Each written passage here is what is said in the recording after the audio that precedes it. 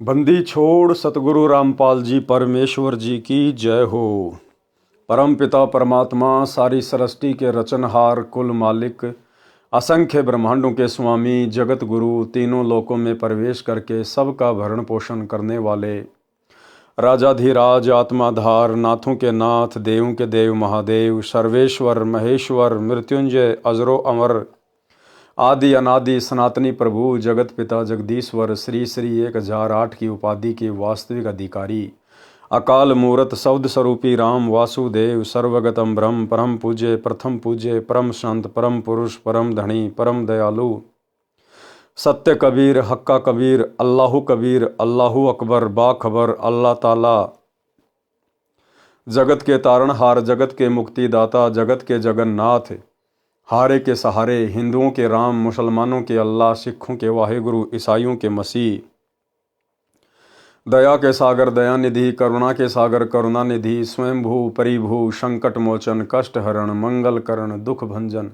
अविगत कबीर निर्विकार निर्विषम परमात्मा अलय अलेख सतगुरु आदि अनादि सतगुरु असली मर्यादा पुरुषोत्तम असली राम असली कृष्ण असली घनश्याम असली मुरारी राजाओं के राजा महाराजाओं के महाराजा शहंशाहों के शहंशाह सम्राटों के सम्राट भगवानों के भगवान अल्लाहों के अल्लाह प्रभुओं के प्रभु मसीहाओं के मसीह सच्चे वाहेगुरु बाबाओं के बाबा पीरों के पीर सेठों के सेठ जगत सेठ सावड़सा सेठ सर्वगुण संपन्न अनंत कोटि कलाओं के स्वामी अनंत कोटि ब्रह्मांडों के नायक योगियों में महायोगी ध्यानियों में महाध्यानी सिद्धों में परम सिद्ध ज्ञानियों में तत्व ज्ञानी ब्रह्म ज्ञानी महाज्ञानी परम ज्ञानी सर्वश्रेष्ठ ज्ञानी विज्ञानी युवा कबीर समरथ कबीर असमवात अमित ओझा सच्चे रहनुमा करीम अल्लाह शुभान अल्लाह दुनिया के अंतिम पैगंबर 8 सितंबर 1951 से गांव धनाना जिला सोनीपत हरियाणा भारतवर्ष की पावन भूमि पे प्रकट रियल कल की भगवान श्री नारायण साकार हरि श्री बाबा साहिब शब्द स्वरूपी राम संत श्रोमणी सतगुरु रामपाल जी परमेश्वर जी के चरण कमल में साध संगति से जुड़े हुए देश विदेश से सभी सतसेवक भाई बहनों का अनंत कोटि दंडवत प्रणाम। सत्साई भाई और बहनों, दया पूज्य गुरुदेव भगवान की सारी सृष्टि के मालिक की असंख्य ब्रह्मांडों के स्वामी की सतगुरु रामपाल जी परमेश्वर जी की जिनके शुभ आशीर्वाद से विशेष आशीर्वाद से छप्पर फाड़ दया से आप और हम सभी सत्सेवक भाई बहन साध संगति से जुड़कर गुरुदेव भगवान के तत्व ज्ञान को आधार बनाकर अपनी आत्मा के कल्याणार्थ हेतु मोक्ष प्राप्ति के लिए निरंतर मर्यादाओं में रहते हुए भक्ति मार्ग की ओर बढ़ रहे हैं। भाई और बहनों, परमात्मा की विशेष मेहर जो गुरुदेव ने हमें साध संगति से जोड़ा, क्योंकि साध संगति इस कलयुग की बिचली पीढ़ी में सतलोक के लिए ट्रेनिंग सेंटर है। साध संगति से जोड़कर ही परमात्मा आत्मा को विकारों से मुक्त करेंगे और सतलोक के योग्य हंस बनाएंगे। आने वाले समय में पूरा विश्व जुड़ेगा, पूरी दुनिया जुड़ेगी। और जिस प्रकार से आज समय रहते आप और हम भाई बहन गुरु को इष्ट मानकर प्रत्येक मर्यादाओं में रहते हुए विषय विकारों से दूर हटकर अपनी आत्मा के कल्याण के लिए भक्ति कर रहे हैं, इसी प्रकार से साध संगति से जुड़कर इन्हीं सब मर्यादाओं को फॉलो करके आने वाले समय में पूरा विश्व भक्ति किया करेगा। तो भाई और बहनों, पूज्य गुरुदेव भगवान के कर कमल से लिखित पवित्र पुस्तक मुक्ति बोध के ऊपर वीडियो बनाने की श्रृंखला जारी है। इसी श्रृंखला में आज हमारा ये 10वें नंबर का वीडियो है। प्रत्येक वीडियो में सतगुरुदेव भगवान के आशीर्वाद से हमें बहुत कुछ अध्यात्म से संबंधित सीखने को मिलता है, जानने को मिलता है। अब हम आज के वीडियो में आगे बढ़ते हैं। पवित्र ग्रंथ मुक्ति बोध पेज नंबर 77। आज परमेश्वर जी ने अपने कर कमल से सुदामा जी की जो कथा है वो लिखी है।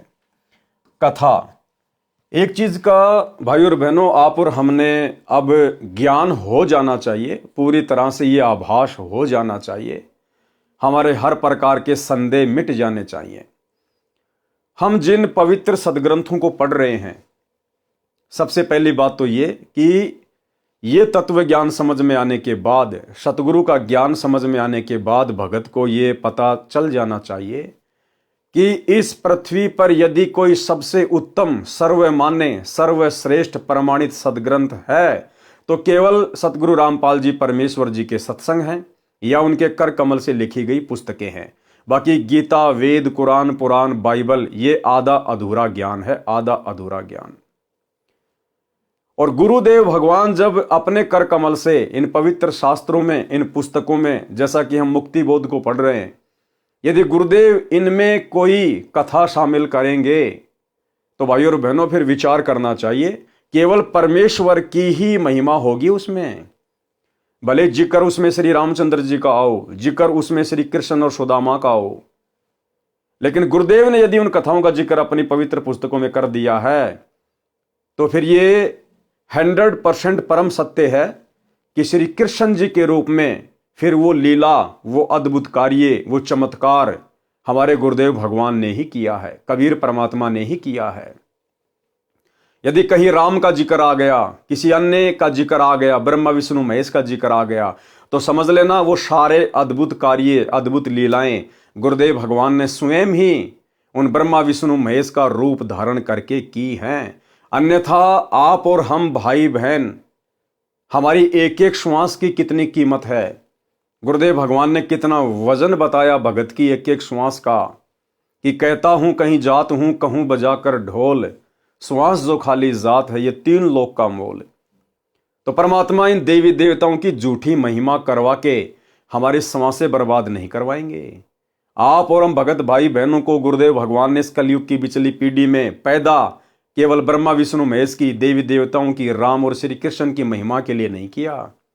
इसलिए गुरुदेव की पुस्तकों में यदि कहीं राम कृष्ण का जिक्र आता है, ब्रह्मा विष्णु महेश का जिक्र आता है, तो समझ लेना उनके रूप में वो अद्भुत लीलाएं स्वयं कबीर परमेश्वर सतगुरु रामपाल जी ने ही की है। तो आज हम जो कथा सुनने जा रहे हैं सुदामा और श्री कृष्ण जी की, तो श्री कृष्ण रूप में ही सुदामा जी के चरण स्वयं कबीर परमेश्वर सतगुरु रामपाल जी परमेश्वर जी ने धोए थे। आज हम आगे बढ़ते हैं। कथा सुदामा जी को धनी बनाया। किसने धनी बनाया सुदामा जी को? श्री कृष्ण जी तथा ब्राह्मण सुदामा जी सहपाठी थे, यानी दोनों साथ साथ पढ़ा करते थे। शिक्षा काल में दोनों की घनिष्ठ मित्रता थी। शिक्षा उपरांत श्री कृष्ण जी द्वारिका के राजा बने। सुदामा जी अपना पारंपरिक कार्य कर्म कांड करके यजमानी करने लगे। वे वास्तव में ब्राह्मण थे। ग्रंथों के ज्ञान के अनुसार अपने जीवन को चलाया करते थे, परंतु ऋषियों को ही ग्रंथों के गूढ़ रहस्यों का ज्ञान नहीं था।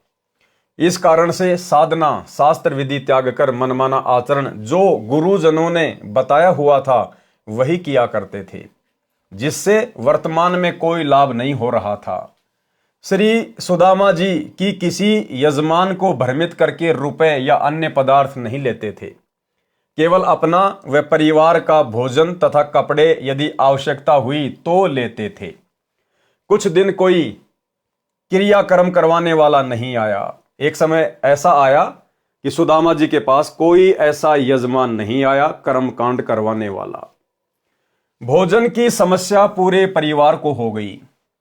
सुदामा जी की पत्नी ने कहा कि आपके 4 पुत्र छोटे छोटे हैं, भूख से बेहाल हैं। आप कहते हो कि द्वारिकाधीश श्री कृष्ण मेरे मित्र हैं, वे द्वारिका के राजा हैं, आप कुछ धन मांग लाओ। वे आपको मना नहीं करेंगे, क्योंकि आप कहते हो कि शिक्षा काल में वे आपके परम मित्र थे। वे आपके साथ घर आते थे और इकट्ठा खाना खाते थे। सुदामा जी ने कहा कि ब्राह्मण मांगता नहीं है। क्या कहा सुदामा जी ने? कि ब्राह्मण मांगता नहीं है। और गुरुदेव भगवान अपनी वाणी में कहते हैं कि मांगण मरण समान है, मत मांगो कोई भीख, और मांगण से मरना भला या सतगुरु की सीख। कि जो ब्राह्मण होता है, जो भगत होता है, वो कभी दुनिया के आगे हाथ नहीं फैलाएगा। यहां पर भाई और बहनों, मांगने के 2 अर्थ हैं। गुरुदेव ने जिस मांगने के लिए मना किया है कि वो ब्राह्मण का धर्म नहीं है, भगत का धर्म नहीं है, वो है भीख मांगना। घर घर जाके दिए माई, आटा दिए, रोटी दिए, भीख मांगना, उसको कहते हैं मांगना। वो भक्ति मार्ग में जायज नहीं है। दूसरा मांगना होता है उधार कोई वस्तु लेना, वो परमेश्वर ने यहां पर शामिल नहीं की है। उधार वस्तु, उधार पैसा कोई भी ले सकता है, किसी की भी मदद वो कर सकता है। उधार लेन देन भीख मांगने में नहीं आती है। लेकिन यहां गुरुदेव ने जिस मांगने के लिए मना किया है, और सुदामा जी ने कहा अपनी पत्नी से कि मैं मांगूंगा नहीं, वो होता है जाकर भीख मांगना। तो गुरुदेव भगवान ने क्या कहा? सुदामा जी ने कहा कि ब्राह्मण मांगता नहीं, अपने कार्य कर्म कांड करके दक्षिणा ले सकता है। श्री कृष्ण मेरे यजमान भी नहीं है, इसलिए मेरा सिर नीचा हो जाएगा। यदि मित्रता समाप्त करनी हो तो मित्र से कहो कुछ दो। ये गलती सुदामा ब्राह्मण नहीं कर सकता, भूखा मर सकता है। शास्त्रों में लिखा है कि जिसने पूर्व जन्म में दान धर्म नहीं किया वह अगले जन्म में निर्धन रहता है। मैंने पूर्व जन्म में कोई दान नहीं किया होगा, इसलिए मैं निर्धन हूं, मुझे धन नहीं मिल सकता। पत्नी ने चारों पुत्रों को उसके सामने खड़ा कर दिया, जो एक रोटी को एक दूसरे से छीनने की कोशिश कर रहे थे। विचार करना भाई और बहनों, कितना गरीब परिवार था। सुदामा जी कितने निर्धन थे। सुदामा जी को भक्ति मार्ग से डगमग करने के लिए, उसकी मर्यादाएं तुड़वाने के लिए सुदामा की पत्नी ने अपने चारों बच्चों को, जो कि नंगे फटे हाल कपड़े और एक रोटी के लिए आपस में छीना झपटी कर रहे थे, उन चारों को लाकर सुदामा के सामने खड़ा कर दिया, ताकि सुदामा का दिल पसीज जाए और ये श्री कृष्ण जी के पास जाकर कुछ मांग कर ले आए। लेकिन सुदामा ब्राह्मण थे, उन्होंने मांगने का अपने मन में भी विचार नहीं किया। पत्नी ने चारों पुत्रों को उसके सामने खड़ा कर दिया, जो एक रोटी को एक दूसरे से छीनने की कोशिश कर रहे थे, जो मिश्रानी ने छुपा रखी थी, जो रात को बासी बची हुई थी, रोटी भी ताजा नहीं थी, रात का बनाया हुआ खाना, और सुदामा की पत्नी ने एक रोटी छुपा के रख दी थी। और सुबह उस एक रोटी के ऊपर सुदामा के चारों बच्चे आपस में लड़ रहे थे, झगड़ रहे थे, छीना झपटी कर रहे थे। इतनी गरीबी, और उसके बाद भी सुदामा अपने मित्र से, श्री कृष्ण जी से मांगने के लिए नहीं गया। और आज हालात क्या है भाई और बहनों संगत में? 90% संगत जो सतलोक आश्रमों से जुड़ी हुई है, ज्ञान आधार उनके आसपास भी नहीं है। सतलोक आश्रम मैनेजमेंट हरियाणा ने काल प्रेरणा से प्रार्थनाओं के नाम पर नंबरों की लिस्ट जारी कर रखी है, और ये लाखों की संगत जो इन आश्रमों से जुड़ी हुई है, आए दिन हजारों की संख्या में गुरुदेव के पास में प्रार्थनाएं भिजवाती है। गुरुजी से मेरी ये प्रार्थना लगा देना, गुरुजी मेरा लड़का नौकरी नहीं लग रहा, गुरुजी मेरी लड़की को बच्चा पैदा नहीं हो रहा, गुरुजी उसकी डिलीवरी होने वाली है, गुरुजी मेरे छोरे का इंटरव्यू है, गुरुजी मैं कुआं खुदवाना चाहता हूं, फलाना दिखना। नामदान सेंटरों पे जा जाके प्रार्थनाएं लिखवा रहे हैं। अरे सुदामा से शिक्षा लेनी चाहिए। सुदामा को तो कोई तत्वदर्शी सतगुरु भी नहीं मिला हुआ था। सुदामा को यह तत्व ज्ञान भी प्राप्त नहीं था, ताकि उसको विश्वास होता, दृढ़ता आती उसमें। आज आप और हमारे को गुरुदेव ने कौन सी वस्तु देने में कमी छोड़ रखी है? शास्त्र प्रमाणित ज्ञान दे दिया।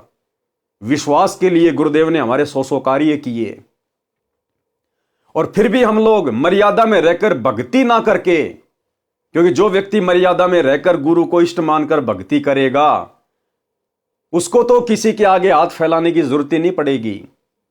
वो केवल भक्ति के लिए अपने गुरु के आगे हाथ फैलाएगा कि भक्ति दान मोहि दीजियो देवन के देवा हो, जन्म पाया भूलू नहीं करहूं पद सेवाओ। वो बेटा बेटी नहीं मांगेगा सतगुरु से, क्योंकि उसको ज्ञान हो जाता है कि सतगुरु ने मेरी सर्व भौतिक और आध्यात्मिक इच्छाओं की पूर्ति के लिए मुझे अनमोल भक्ति दे दी। अब यदि मैं मर्यादा में रह के भक्ति करूंगा तो परमात्मा मुझे आवश्यक वस्तु अवश्य देगा। फिर हाथ किस लिए फैलाना, बार बार डिमांड किस चीज की करनी? क्या हमारे गुरु को पता नहीं है? क्या गुरु जी सर्वशक्तिमान नहीं है? क्या गुरु जी दिव्य दृष्टा नहीं है? क्या गुरु जी अंतर्यामी नहीं है, जो गुरु को अपने शिष्यों की तकलीफों के विषय में पता नहीं होगा? तो भाई और बहनों, आप और हम कलयुग की बिचली पीढ़ी वाले तत्वज्ञानी भगत कहां खड़े हैं? और सुदामा जी को देखिएगा, ना शास्त्रों का ज्ञान, ना कोई सच्चा गुरु प्राप्त, फिर भी अपने धर्म कर्म पर अडिग, उसको कहते हैं भगत। तब आज जाके सुदामा जी का नाम है। ये सोचा था कि एक का भी पेट नहीं भरेगा, कौन से बच्चे को दूं, इसलिए उसको छुपा रखा था। वह एक लड़के के हाथ लग गई थी, उससे अन्य छीना झपटी कर रहे थे। मिसरानी ने कहा कि आप इन बच्चों के लिए मांग लाओ। कि पंडित जी, यदि आप अपने लिए ना मांगो तो कम से कम अपने बच्चों के ऊपर तो रहम करो, ये भूखे मर रहे हैं, कम से कम इनके लिए तो मांग के ले आओ कुछ। वह दृश्य देखकर सुदामा एकांत में जाकर परमात्मा से विनय करने लगा तथा आंखों में पानी भराया। हे प्रभु, ये क्या दिन देख रहा हूं, मुझे पूर्व जन्म में कोई मार्गदर्शक ठीक नहीं मिला। देखो भाई और बहनों, कितनी गहरी शिक्षा है। ना सुदामा को तत्व ज्ञान, ना कोई सतगुरु, और उसके बावजूद भाई और बहनों उसने परमात्मा में दोष नहीं देखा, उसने भगवान में दोष नहीं देखा, श्री कृष्ण जी में दोष नहीं देखा। अपने आप को कोसा कि हे प्रभु, मैंने पिछले जन्मों में कोई दान धर्म नहीं किया है, मैंने कोई ऐसे शुभ कर्म नहीं किए परमात्मा जिस कारण से वर्तमान में मुझे धन मिलता। परमात्मा में कोई दोष नहीं देखा उसने। और आज नाम दीक्षा लिए हुए 6 साल हो गई है, और अगर जरा सा घर में नुकसान हो गया, सबसे पहले गुरुजी में दोष देखेगा कि कहीं मैंने देवी देवता छोड़ दिए इसलिए तो नुकसान नहीं हो गया। अरे कहीं गुरुजी की भक्ति में कोई शक्ति वक्ति नहीं है इसलिए तो मेरे को नुकसान नहीं हो गया। सौ दोष काल प्रेरणा से देखना शुरू कर देगा। तो हमने शिक्षा लेनी है सुदामा जी से, अगर अपनी भक्ति को वर्तमान में सफल करना है तो। अगर आपने ज्ञान को समझकर सत्संग अच्छे से सुनकर नाम लिया है, उसके बाद भाई और बहनों हमारा केवल एक ही टारगेट होना चाहिए, आत्मा का कल्याण। और आत्मा के कल्याण के मार्ग में हमारे ऊपर चाहे कितनी भी बाधाएं क्यों ना आए, कितनी भी समस्या क्यों ना आए, हमने अपने गुरु पर दृढ़ विश्वास रखना है। परमात्मा कहते हैं, राम नाम रटते रहो जब तक घट में प्राण, कबू तो दीन दयाल के भिनक पड़ेगी कान। और एक वाणी के माध्यम से गुरुदेव ने हमें समझाया कि नाम सहित बेवतन भला जो दर दर मांगे भीखा। और क्या हुआ छत्तर की छाया चाले यो राजपाट दिल्ली का। कि हे भगत, अगर तुझे सच्चे गुरु का सच्चा नाम प्राप्त है और यदि तुझे देश का राजा देश निकाला भी दे दे और ऐसी नौबत आन पड़े कि तुझे भीख मांग मांग के खाना पड़े, तो भी शुक्र मनाना कि तेरे पास में गुरु का नाम है। तू उस राजा से लाख गुना अच्छा है जो भीख मांग मांग के खा रहा है, तू उस राजा से लाख गुना अच्छा है जो राजा छत्रपति है। कल को तू इस भक्ति के कारण मोक्ष प्राप्त करेगा, सदा सदा का सुख प्राप्त करेगा। और वो राजा जो आज दुनिया को सुखी दिखाई दे रहा है, कल को वो घोर यातनाएं सहेगा, 84 लाख में जाएगा। इसलिए गुरुदेव भगवान हमें शिक्षा देते हैं कि भाई हमने हर स्थिति में, परिस्थिति चाहे कैसी भी हो, और सच्चे सतगुरु से सत उपदेश लेने के बाद भी यदि कभी कभार थोड़ी बहुत परिस्थितियां बिगड़ जाती हैं, तो भाई और बहनों उसका एक ही रीजन है कि हमारे ना जाने कितने कर्म बिगड़े हुए हैं जन्म जन्मांतरों के। ये हमारा कोई पहला जन्म थोड़ी है। परमात्मा कहते हैं, जुगन जुगन के पाप सब और जुगन जुगन के मैल, और जानत हो जगदीश तुम हमने जोर किए बदफैल। ये परमात्मा हमने इतने पाप किए उनकी गिनती नहीं है। एक कसाई अपनी जिंदगी में कितनी हत्याएं करता है, हमने अरबों खरबों जो है वो कसाईयों के जन्म भोगे। हमने कई करोड़ों राजाओं के जन्म भोगे। राजा तो एक कसाई से भी ज्यादा जो है पाप का भागी होता है।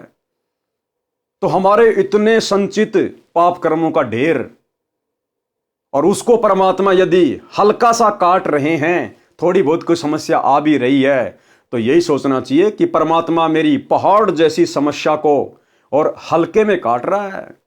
संत शरण में आने से आई टले बला, और जय मस्तिष्क में सूली हो, फांसी हो, कहते हो कांटे में टल जा। परमात्मा फांसी की सजा को कांटे में टाल रहा है। कुछ भी हो जाए भाई और बहनों, कुछ भी, हमने अपने गुरु पर संदेह नहीं करना, हमने भक्ति पर संदेह नहीं करना, हमने निरंतर आगे की ओर ही बढ़ना है। फिर आएगा एक दिन, आएगा एक समय, परमात्मा हमें वो सर्व सुख भी देगा, सर्व लाभ भी देगा, और हमारे विश्वास को गुरुदेव भगवान दृढ़ भी करेंगे। तो सुदामा जी से हमने शिक्षा लेनी चाहिए।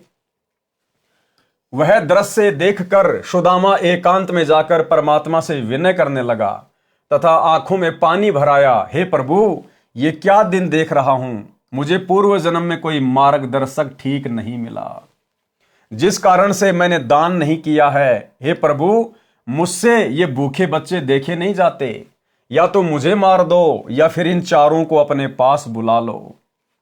इतने में परमेश्वर कबीर जी एक यजमान का रूप धारण करके आए और ढेर सारा सूखा सीधा आटा, चावल, दाल, खांड, घी, नमक, मिर्च बच्चों के कपड़े देकर चले गए। देखो भाई और बहनों, श्री कृष्ण जी को चिंता नहीं है, श्री कृष्ण जी को नहीं पता, श्री कृष्ण जी अंतर्यामी नहीं है। ये परमात्मा अपनी आत्माओं के लिए 100 छल छिद्र करता है। आप और हम सभी आत्माएं, सुदामा जी, श्री कृष्ण जी भी उसी कबीर परमेश्वर सतगुरु रामपाल जी के बच्चे हैं, उनकी आत्माएं हैं। और जब आत्मा के ऊपर कोई संकट आता है, परेशानी आती है, तो परमेश्वर 100 छल छिद्र करता है, अपनी आत्मा को संभालता है। तो सुदामा जी के बच्चों के लिए, सुदामा के परिवार के लिए कबीर परमेश्वर सतगुरु रामपाल जी, जिन्होंने एक सेठ का रूप बनाया और बैलगाड़ी में सारा सामान महीने भर का लाद कर और सुदामा जी के घर पर रख कर चले गए। इतने में परमेश्वर कबीर जी एक यजमान का रूप धारण करके आए और ढेर सारा सूखा सीधा आटा, चावल, दाल, खांड, घी, नमक, मिर्च बच्चों के कपड़े देकर चले गए। ब्राह्मणी ने तुरंत भोजन बनाया, बच्चों को परोसा। इतने में सुदामा जी आंसू पोंछकर रसोई की ओर गया तो बच्चे खाना खा रहे थे। देखो, सुदामा जी परमात्मा से अर्ज कर रहे थे रो रो के कि ये परमात्मा, मैंने पिछले जन्म में ऐसा कोई दान धर्म नहीं किया, मैंने ऐसा कोई पुण्य नहीं किया मेरे मालिक, और ना मुझे हो सकता है ऐसा कोई मार्गदर्शक, कोई सतगुरु मिला जो मुझे सही प्रकार से दान धर्म करने की मुझे कोई विधि बताता। सुदामा जी एकांत में जाके रो रहे थे, अपने भाग्य को कोस रहे थे। उधर से परमात्मा कहते हैं, भाई और बहनों, जय हमरा भगत पछोड़ी होई तो हमरा नाम न लेवे कोई। और एक सत्संग में गुरुदेव भगवान ने कहा कि अगर भगवान का भगत, सतगुरु का भगत यदि भूखा सो जाता है तो कहते हैं सतगुरु को नींद नहीं आती है, सतगुरु को नींद नहीं आती यदि उसका भगत, उसका बच्चा यदि भूखा सोता है तो। अरे सांसारिक जीवन में देख लो भाई, जो भाई बहन माता पिता बन चुके हैं वो देख लो, अगर उनके बच्चे यदि भूखे हैं, घर में खाना नहीं है, क्या उन माता पिता को रात को नींद आएगी? नहीं आएगी। और गुरुदेव भगवान कहते हैं, बहुत प्यारा बालक माँ का और उससे बढ़कर शिष्य गुरुआं का। एक माँ को अपना बच्चा बाप से सैकड़ों गुना ज्यादा प्यारा होता है, और गुरुदेव कहते हैं गुरु को अपना शिष्य उस माँ से भी सैकड़ों हजारों गुना ज्यादा जो है वो प्रिय होता है। तो गुरु को भला कैसे नींद आ सकती है? परमात्मा का सिंहासन भी हिल जाता है अगर उसके भगत पे दिक्कत आती है तो। लेकिन भगत होना चाहिए कोई फॉर्मेलिटी वाला भगत नहीं, सत भगत, कि चाहे मेरी गर्दन क्यों ना कटे, मैं गुरु की मर्यादा नहीं तोड़ूंगा। तो सुदामा जी एकांत में जाके रो रहे हैं, परमात्मा से अर्ज कर रहे हैं। उधर से परमात्मा सुदामा के एक यजमान का रूप बना के और परमेश्वर गाड़ी भर के लेके आ गया। जो राखो त्यों ही रहूं, जो राखो त्यों ही रहूं, हमरा के चारा खाने जाद खरीद हूं, गुलाम तुम्हारा। परमात्मा की रजा में राजी रहना सीखना पड़ेगा अपन।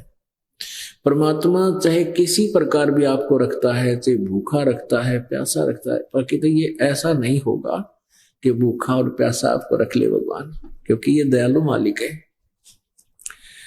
उसके बच्चे जो सही भक्ति पर लग रहे हैं वो भूखे प्यासे नहीं रह सकते हैं, उनकी परमात्मा को नींद नहीं आओ। फिर उसके बच्चे जो सही भक्ति पर लग रहे हैं वो भूखे प्यासे नहीं रह सकते हैं, उनकी परमात्मा को नींद नहीं आओ। फिर ऐसे ही भाई और बहनों, आने वाले समय में ये दुनिया इस परमात्मा को ना पहचान के अपने पैरों के ऊपर जो ये कुल्हाड़ी मार चुकी है, इस युग परिवर्तन के समय में जब त्राही त्राही मचेगी, अकाल पड़ेगा, सूखा पड़ेगा, उस समय भाई और बहनों यदि हमारे घर में भी कुछ नहीं होगा, यही परमात्मा सतगुरु रामपाल जी भगवान सोच छल छिद्र कर देगा। परमात्मा इस परमेश्वर को आज वर्तमान में गाड़ी लेके आने की जरूरत नहीं है, बैठा बैठा रसोई में सामान भर देगा, पीपे में आटा भर देगा, सिलेंडर में गैस भर देगा। यह परमात्मा वो समर्थ है।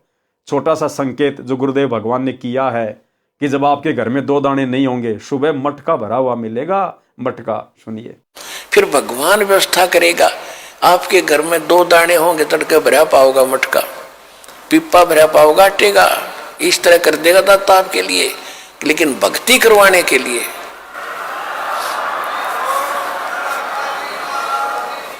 ये उनकी करेगा जो भक्ति करेंगे, और जो बकवाद चाहोगे वो अपना करते रहियो।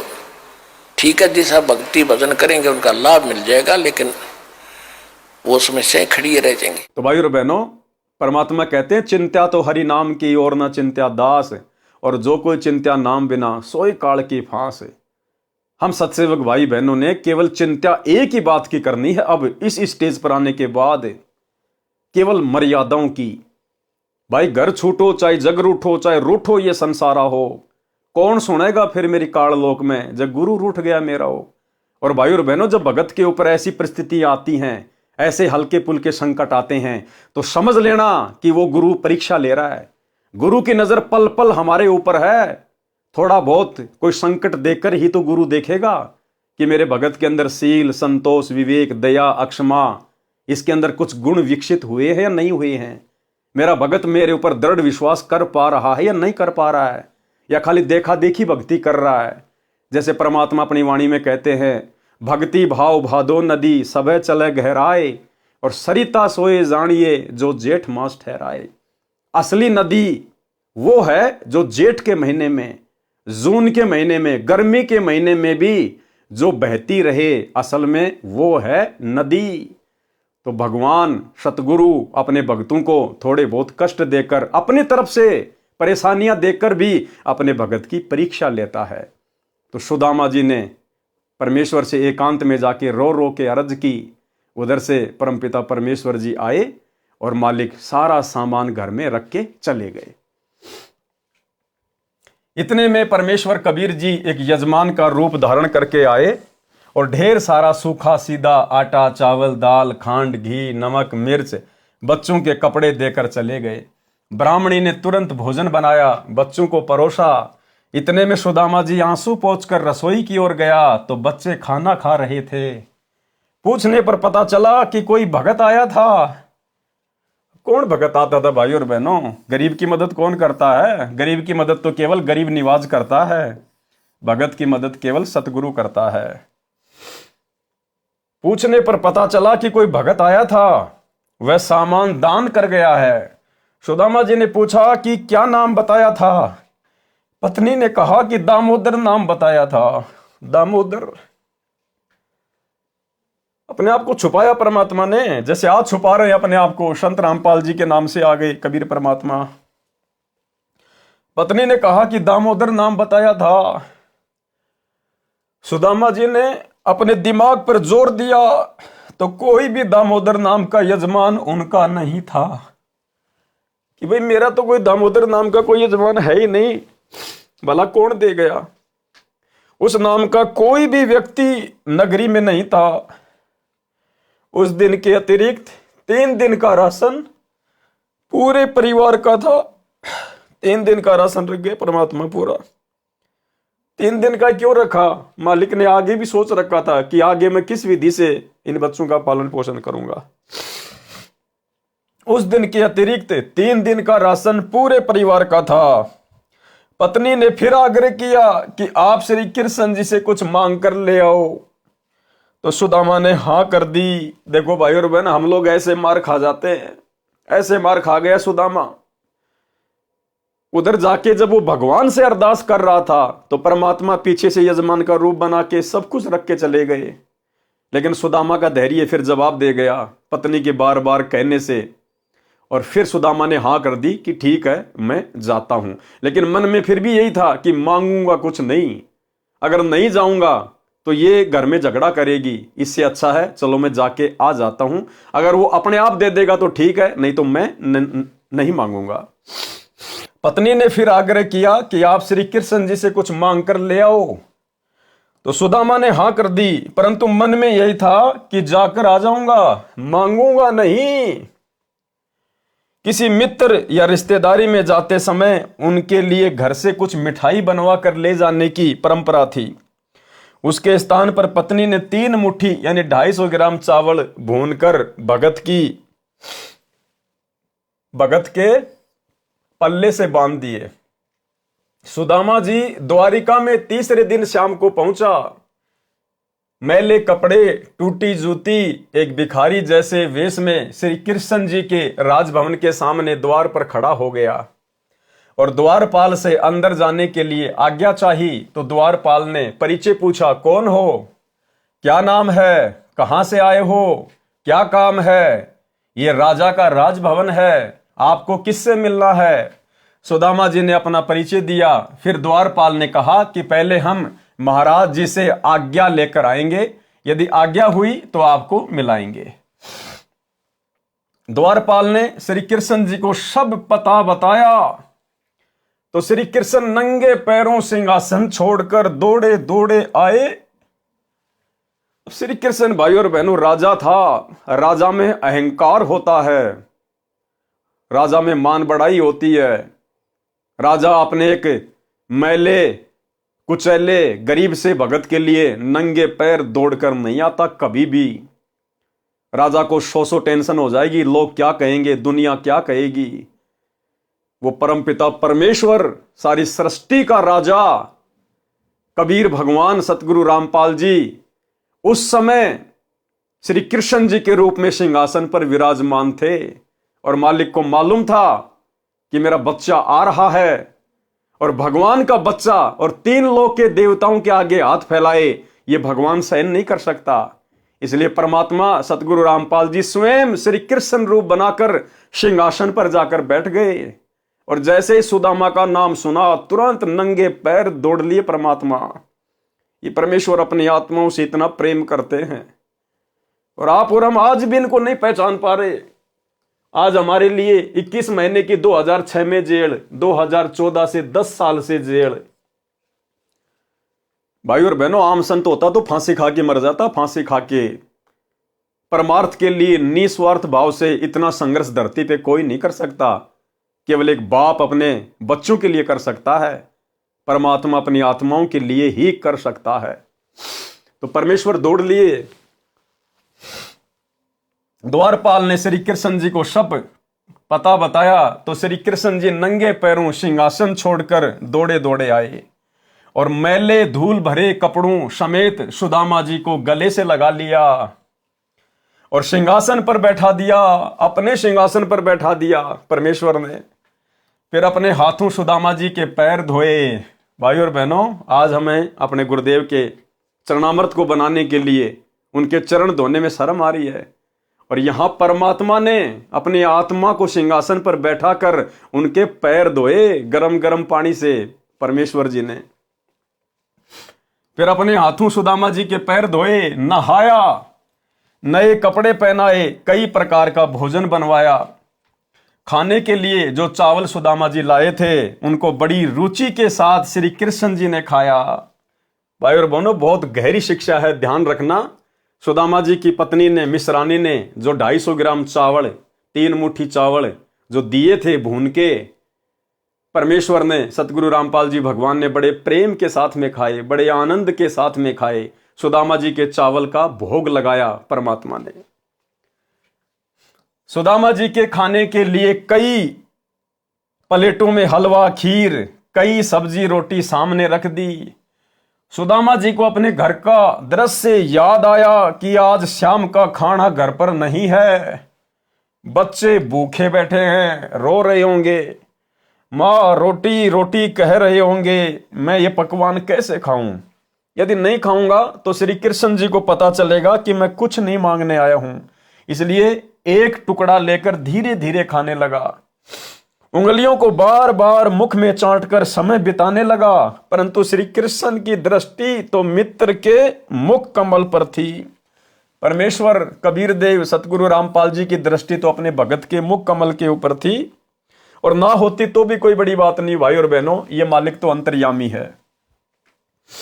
सब हाव भाव देख रहे थे, कहा खा ले यार सुदामा, क्यों उंगली चाटे जा रहा है। सुदामा जी ने 2 रोटी खाई तथा खीर हलवा नाम मात्र खाया और हाथ धोकर बैठ गया। श्री कृष्ण जी ने पूछा कि बच्चे तथा भाभी जी कुशल हैं, निर्वाह ठीक चल रहा है। सुदामा जी ने कहा, अब देखो भाई और बहनों क्या कहा, आप और हमें शिक्षा लेनी चाहिए कि भगत का स्वभाव कैसा होना चाहिए। सुदामा जी कितने फटे हाल, कितने निर्धन, कितने गरीब, खुद ने पेट भर के भोजन नहीं खाया, बार बार चिंता उसको अपने बच्चों की सता रही थी कि घर में आज भोजन नहीं है, बच्चे भला क्या खा रहे होंगे। लेकिन जब भगवान ने पूछा, जब श्री कृष्ण जी ने पूछा कि बच्चे तथा भाभी जी कुशल हैं, निर्वाह ठीक चल रहा है, सुदामा जी ने कहा कि तेरी दया से है भगवान हमको सुख सारा, किसी वस्तु की कमी नहीं, मेरा ठीक गुजारा। कि ये परमात्मा आपके रहते सहते, ऐसे मित्र के रहते सहते भला आपके सुदामा को, आपके भगत को, आपके मित्र को क्या कमी हो सकती है परमात्मा। और आज गुरु जी के पास में प्रार्थनाओं पे प्रार्थना, प्रार्थनाओं पे प्रार्थना, सिर्फ मांगे जा रहे हैं, भक्ति कोई नहीं करता मर्यादा में रह के, सिर्फ हाथ फैलाए जा रहे हैं। तेरी दया से है भगवान हमको सुख सारा, किसी वस्तु की कमी नहीं, मेरा ठीक गुजारा। श्री कृष्ण जी तो समझ चुके थे कि ये मर जाएगा पर मांगेगा नहीं। उसी समय सुदामा जी को दूसरे कमरे में विश्राम के लिए निवेदन किया और राज दरबार में जाकर विश्वकर्मा जी को बुलाया, जो मुख्य इंजीनियर था, तथा सुदामा जी का पूरा पता लिखाकर उसका सुंदर महल बनाने का आदेश दिया। इस कबीर परमेश्वर जी को कोई आवश्यकता नहीं है किसी इंजीनियर को बुलाने की, ये खुद ही इंजीनियर है जिन्होंने पूरी कायनात को रचा है। इस परमेश्वर ने खुद ही सारा खेल खेला और सुदामा जी का महल बना दिया, तथा कहा कि लाखों रुपए का धन ले जा, जो भगत के घर रखाना, ये कार्य 1 सप्ताह में होना चाहिए। विश्वकर्मा जी ने 6 दिन में कार्य संपूर्ण करके रिपोर्ट दे दी। सुदामा जी प्रतिदिन चलने के लिए कहते तो श्री कृष्ण जी विशेष विनय करके रोके रहे।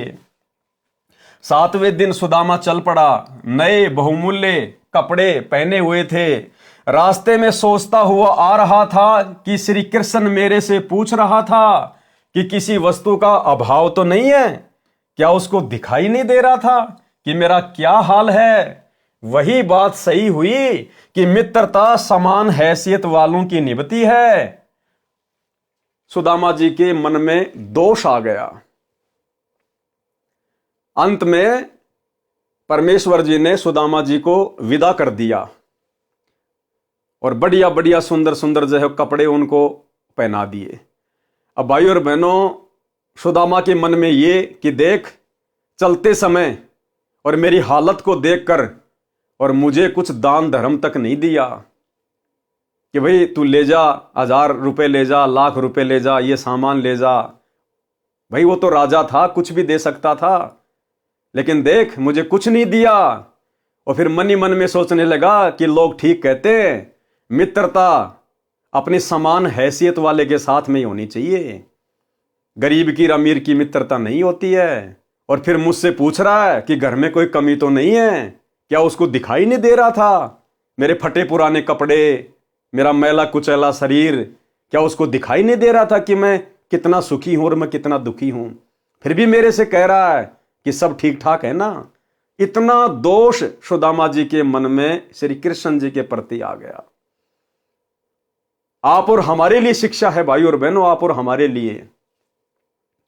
अब सुदामा को नहीं पता था इस बात का कि तेरे वहां से निकलने से पहले ही परमात्मा ने विश्वकर्मा को आदेश देकर और तेरे घर को धन धान्य से भरपूर करने का आदेश दे दिया, तेरा महल बनवाने का आदेश दे दिया। भगवान की प्रोसीजर उसी समय शुरू हो चुकी थी, लेकिन हम ठहरे जीव। सुदामा के मन में दोष आ गया। इसी प्रकार भाई और बहनों, इस परमेश्वर की क्या मर्जी होती है, क्या इसकी प्रक्रिया चल रही है, आप और हम 2 कोटि के जीव हैं, हम नहीं समझ सकते। हमने दीक्षा ले ली, यदि ज्ञान समझ में आ गया तो हमने केवल दृढ़ विश्वास के साथ निरंतर आगे बढ़ना है। चाहे आजीवन परमात्मा हमें टूटी चप्पलों में क्यों ना रखे, एक टाइम के भोजन में क्यों ना रखे, फटे पुराने कपड़ों में क्यों ना रखे, बदहाली में क्यों ना रखे। हमने अपने गुरु पर कभी संदेह व्यक्त नहीं करना चाहिए कि ये परमेश्वर जो आप दे रहे हो, जो आप कर रहे हो, परमात्मा मेरे लिए तो राजा से कम नहीं है। हमने उसकी रजा में राजी रहना होगा, तब परमेश्वर हमसे प्रसन्न होंगे। लेकिन सुदामा के मन में दोष आ गया। अब दोष आया तो फिर उसकी सजा भी मिलनी थी। रास्ते में जंगली लोगों ने सुदामा के वो कपड़े छीन लिए, नंगा कर दिया सुदामा को, अंडरवियर तक नहीं छोड़ी उसकी। ये उसको सजा मिली भगवान के ऊपर संदेह करने की। रास्ते में सोचता हुआ आ रहा था कि श्री कृष्ण मेरे से पूछ रहा था कि किसी वस्तु का अभाव तो नहीं है।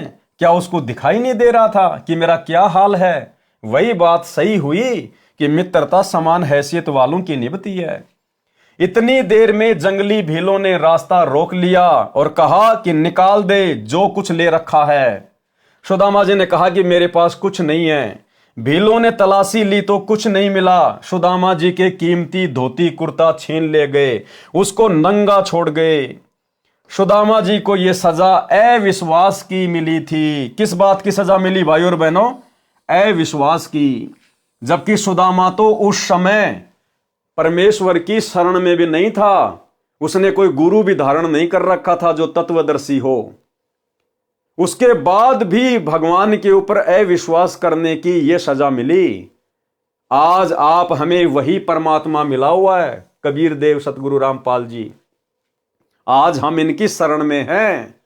और यदि आज हमने अपने गुरुदेव पर किसी भी पॉइंट को लेकर, किसी भी बात को लेकर यदि हमने जरा भी संदेह व्यक्त कर लिया, किसी के कहने से, कुछ भी बकवाद करने से, दुनिया भर के सिर परे सोशल मीडिया पर तरह तरह के वीडियो बनाकर गुरुदेव भगवान के ऊपर उंगलियां उठाते रहते हैं, यदि हमने जरा सा भी मन में संदेह कर लिया तो भाई और बहनों, अविश्वास की सजा कहीं न कहीं हमें अवश्य भोगनी पड़ेगी। सुदामा जी को यह सजा अविश्वास की मिली थी। शाम को सूर्य अस्त के बाद अपनी झोपड़ी से थोड़ी दूरी पर अंधेरे में एक पेड़ के नीचे खड़ा होकर देखने लगा तो देखा कि झोपड़ी उखाड़ कर फेंक रखी है। अब सुदामा को नहीं पता था इस बात का कि झोपड़ी उखाड़ कर भगवान ने महल बनवा दिया।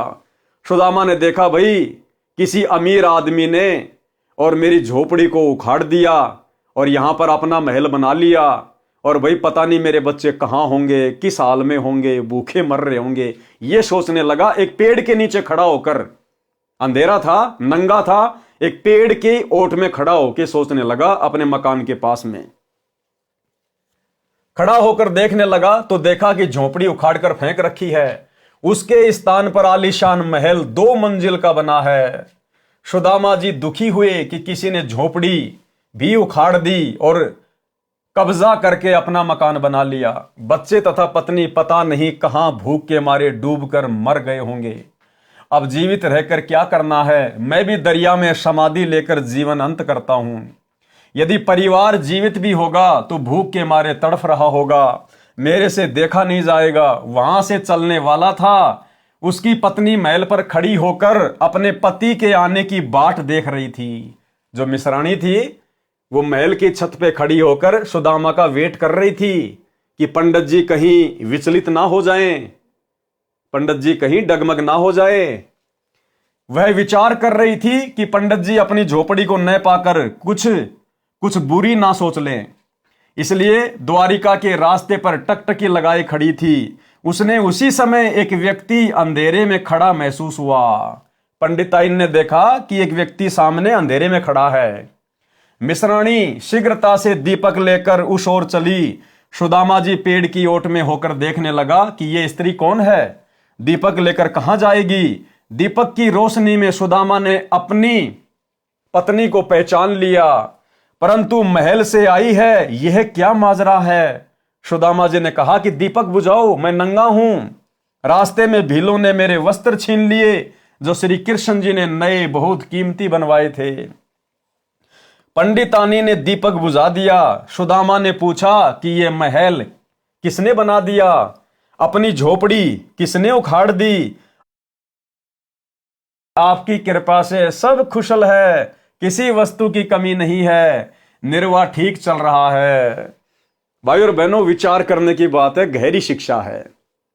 जिस समय परमेश्वर जी ने सुदामा से पूछा, हालचाल पूछा कि गुजारा ठीक चल रहा है, घर पर सब ठीक ठाक हैं, बच्चे कुशल मंगल हैं, यदि सुदामा जी उस समय आप और हम जैसे दो कोडी के कलयुगी बिचली पीढ़ी वाले भक्तों की तरह नादानी दिखा देता और रोने लग जाता कि ये परमात्मा, मैं तो बहुत गरीब हूं, मेरे बच्चे भूखे हैं, एक रोटी के लिए तड़प रहे हैं, रो रहे हैं, अगर सुदामा यदि गिड़गिड़ाना शुरू कर देता उस समय, भाई और बहनों, परमात्मा सुदामापुरी नहीं रचता, परमात्मा महल नहीं बनवाता। उसकी गिड़गिड़ाहट को देखकर एक बैलगाड़ी सामान की भर के भेज देता, इससे ज्यादा नहीं देता परमात्मा। लेकिन भगत ने दृढ़ता दिखाई, भगत ने दृढ़ता दिखाई कि भगवान आपके दया से सब कुछ कुशल मंगल है, आपके रहते सहते भला आपके मित्र को क्या हो सकता है। तब परमेश्वर प्रसन्न हुए और आज ये दास जाया करता था 2013 में, जब दास ने दीक्षा ली गुरुदेव भगवान से, उन्हीं के आशीर्वाद से, तो जब दर्शनों के लिए गुरुदेव भगवान के पास लाइन लगा के जाया करते थे, तो भाई और बहनों, 100 में से 90 भगत केवल अपने दुख, अपनी प्रार्थना किया करते थे। गुरुजी ये समस्या है, गुरुजी ये हो गया, गुरुजी वो हो गया, सिर्फ अपने दुखों के लिए रोना धोना, सिर्फ अपने दुखों के लिए रोना धोना। और यहां सुदामा जी क्या कर रहे हैं, देख लो। अरे सच्चे सतगुरु अंतर्यामी भगवान के आगे दुखों के लिए नहीं रोया जाता। इस कलयुग की बिचली पीढ़ी में वो महामूर्ख मंद बुद्धि भगत होगा जो सतगुरु के आगे दुखों को लेकर रोएगा। दुखों के लेकर वो रोएगा जिसको ज्ञान नहीं होगा, जिसको सतगुरु अंतर्यामी नजर नहीं आएगा, जिसको सतगुरु कबीर परमेश्वर नजर नहीं आएगा। अन्यथा गुरु ने हमें वो जड़ी बूटी दे दी, वो साधना दे दी, अगर हम मर्यादा में रहकर इसका जाप करेंगे, परमेश्वर बिना मांगे देगा, बिना मांगे। मैंने भी कह दिया था कि आपकी कृपा से सब कुशल है, किसी वस्तु की कमी नहीं है, निर्वाह ठीक चल रहा है। पत्नी ने कहा कि आप कहां मांगने वाले हो, वे तो अंतर्यामी हैं, सब जान गए थे। सुदामा जी ने कहा कि सब जान गए थे, इसलिए तो मेरे वस्त्र भी छिनवा दिए कि अंतर्यामी थे, और वो मेरे मन की बात को जान गए कि रास्ते में आते समय मैंने उनके प्रति क्या क्या घटिया विचार अपने अंदर पैदा किए थे। अंतर्यामी थे तभी तो मेरे कपड़े भी छिनवा दिए। मैं विचार करता जा रहा था कि देखा, मित्र मेरे से पूछ रहा था कि सब ठीक तो है, किसी वस्तु की कमी तो नहीं है। मैं सोच रहा था कि क्या उसको मेरी दशा देखकर यह नहीं पता था कि यह दशा क्या ठीक ठाक की होती है। ठीक ही कहा है कि मित्रता तो समान हैसियत वालों की निभती है। मैंने तो इतना विचार ही किया था कि उसी समय मेरे वस्त्र भी लूट लिए गए। तब मिश्रानी ने कहा कि आपकी परीक्षा ली थी, परंतु आप यहां पर चूक गए। क्या कहा मिश्रानी ने कि ये आपकी परीक्षा ली थी भगवान ने और आप यहां पर चूक गए। भाई और बहनों, दया पूजे गुरुदेव भगवान की, आप और हम साथ संगति से जुड़ी हुई आत्माओं के ऊपर जो रजा सतगुरु रामपाल जी भगवान ने बख्श रखी है, 21 ब्रह्मांड में किसी के ऊपर नहीं है। पिछले 10 वर्षों से आप और हम भगत भाई बहनों ने कोई प्रार्थना हिसार जेल में नहीं लगाई।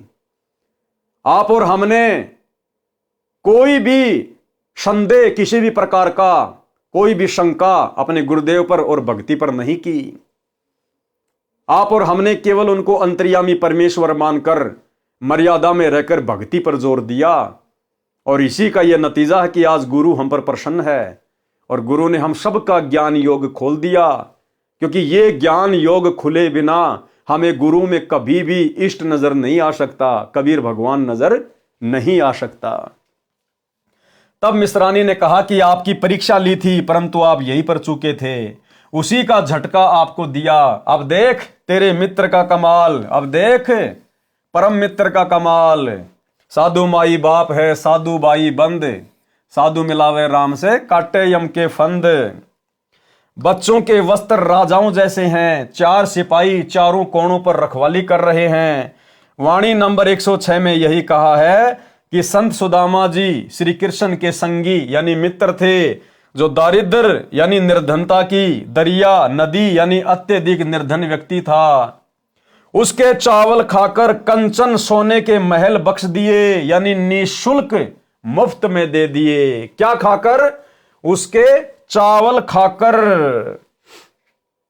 देखो भाई और बहनों, परमात्मा कहते हैं खेल चाहे डिस्ट्रिक्ट लेवल का हो, चाहे नेशनल लेवल का हो, चाहे इंटरनेशनल लेवल का हो, नियम एक जैसे ही होते हैं। ठीक इसी प्रकार यह भक्ति मार्ग है।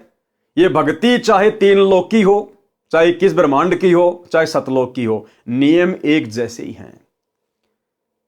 उस अंतर्यामी कबीर परमेश्वर सतगुरु रामपाल जी को बचपन से लेकर उस समय तक सुदामा की सारी स्थिति का पता था।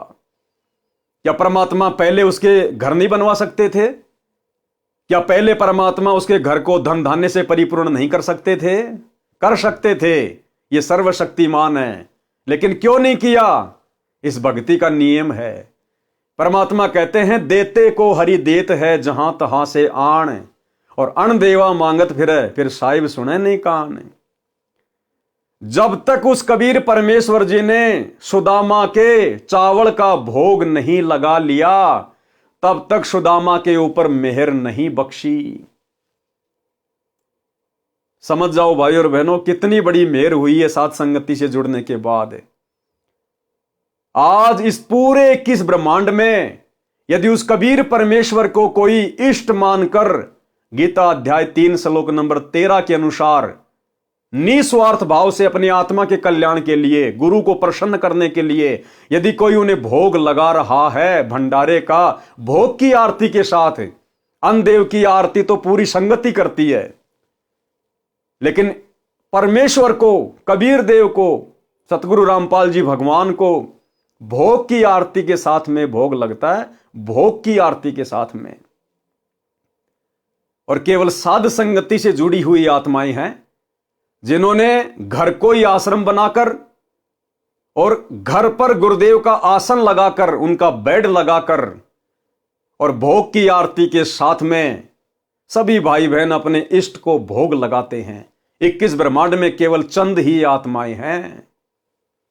ये विधान है यहां से पार होने का, मोक्ष प्राप्त करने का, गुरु को प्रसन्न करने का। आप विचार करो भाई और बहनों, नाम दीक्षा के साथ ही गुरुदेव हमें एक छोटी सी पुस्तक देते, भक्ति बोध, जिसमें तीनों समय की आरती होती है। आप उस भक्ति बोध में देखेंगे सबसे पहले आपको लिखा हुआ मिलेगा नित्य नियम सुबह का। क्यों लिखा गुरुदेव ने? आप और हमारे लिए, हम रोज नित्य नियम करते हैं। फिर लिखा है असुर निकंदन रमेणी। क्यों लिखी गुरुदेव ने? आप और हमारे लिए, रोजाना करने के लिए हम सब रमेणी करते हैं। फिर है संध्या आरती। क्यों लिखी गुरुदेव ने? आप और हमारे लिए, हम सब रोजाना संध्या आरती करते हैं। उसके बाद लिखा है अन्नदेव की छोटी आरती और अन्नदेव की बड़ी आरती। क्यों लिखी? आप और हम भक्तों के लिए। क्यों? रोजाना करने के लिए, हम सब करते हैं। उसके बाद लिखा भोग लगाने की विधि।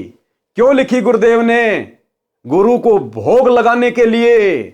लेकिन संगत में आज कौन कर रहा है? केवल साध संगति से जुड़े हुए सत्सेवक भाई बहन।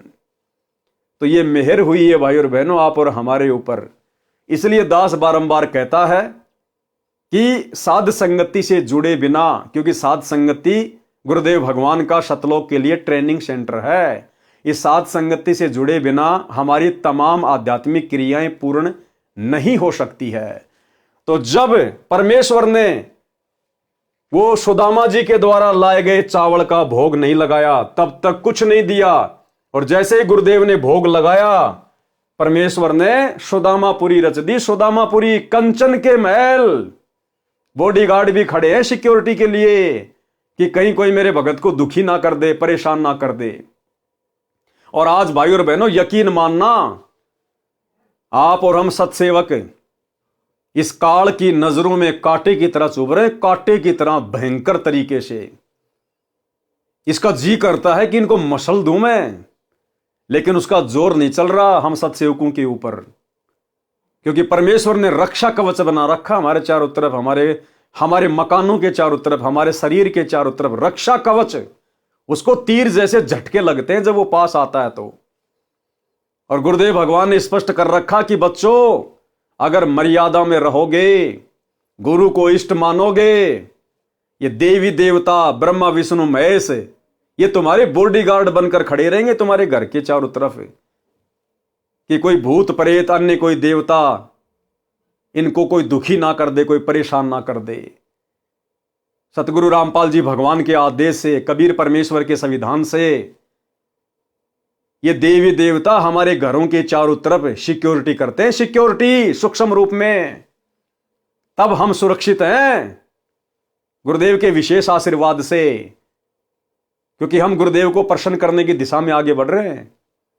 हम पीले पर्चों को आंख बंद करके नहीं मानते, हम कोऑर्डिनेटरों के आदेशों को आंख बंद करके फॉलो नहीं करते, हम सत्संगों के विरुद्ध गुरुदेव के परिवार के द्वारा करवाए जाने वाले घटिया कुकर्मों में आंख बंद करके सहयोग नहीं करते, हम स्टेडियम बनवाने में सहयोग नहीं करते, हॉस्पिटल बनवाने में नहीं करते, हम गुंडों की सीबीआई जांच का समर्थन नहीं करते, हम आरक्षणों में नहीं जाते, हम किसी का जाट भवन बनवाने के लिए ज्योति पाठ और दान का पैसा नहीं देते।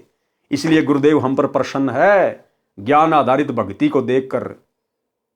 इसलिए परमेश्वर ने दया बख्शी है गीता अध्याय 3 श्लोक 13 के अनुसार स्वयं को भोग लगवाने की।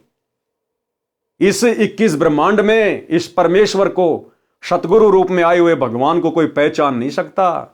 ये भगवान स्वयं अपनी पहचान करवाता है अपनी विशेष आत्माओं से।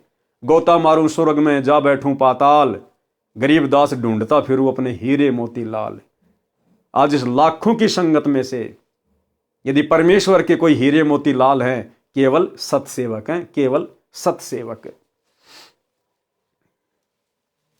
विचार, श्री कृष्ण जी राजा थे। क्या कह रहे हैं गुरुदेव भगवान कि विचार करो, श्री कृष्ण जी राजा थे, अपने मित्र की इतनी सहायता करना एक राजा के लिए कोई बड़ी बात नहीं है।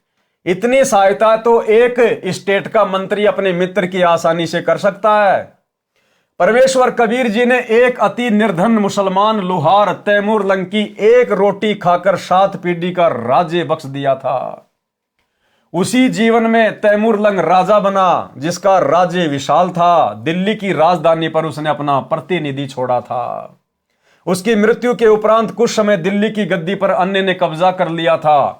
फिर तैमूर लंग के परपोत्र बाबर ने सन 1526 में लोधी वंश के इब्राहिम लोधी को पानीपत की पहली लड़ाई में हराकर दिल्ली पर कब्जा कर लिया। बाबर से औरंगजेब तक 6 पीढ़ी तथा प्रथम तैमूर लंग, इस प्रकार कुल 7 पीढ़ी का राज्य परमेश्वर कबीर जी ने तैमूर लंग को दे दिया। अब यहां गुरुदेव भगवान ने अपनी समर्थता बताई है, कबीर भगवान की यानी अपनी स्वयं की समर्थता बताई है।